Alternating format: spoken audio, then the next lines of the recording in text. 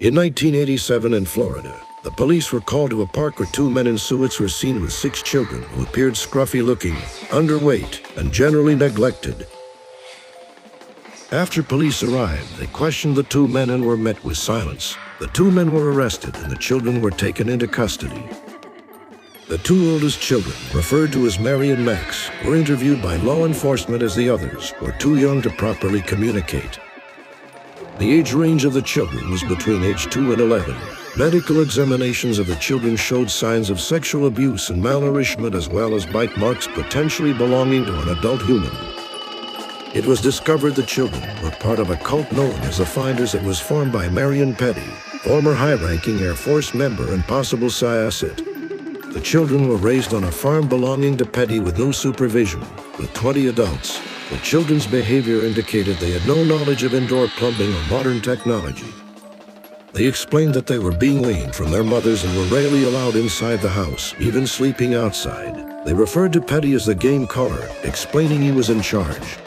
Children claimed the adults played games with them that included taking an adult male's robe off and taking his wallet, and other games that included being naked with adults. A police raid of 2 properties owned by Petty, including the farm, discovered cages that children had been kept in, as well as trash bags full of explicit photos of children engaging in animal sacrifice. Even more disturbing was evidence containing instructions on how to lure random children for kidnapping and how to impregnate women for breeding, and other shocking items. With a mountain of damaging material and a shocking turn of events, the men were released after 6 weeks, with all charges dropped due to lack of evidence.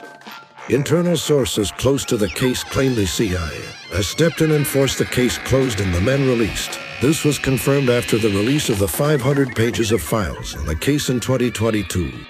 Was this a cover-up of child kidnapping and satanic ritual abuse and prostitution that implicated high-ranking members of the government? Sources claim groups like the Finders were formed with assets like Marion Petty for the purpose of breeding and kidnapping kids to offer sexually to politicians for blackmail purposes.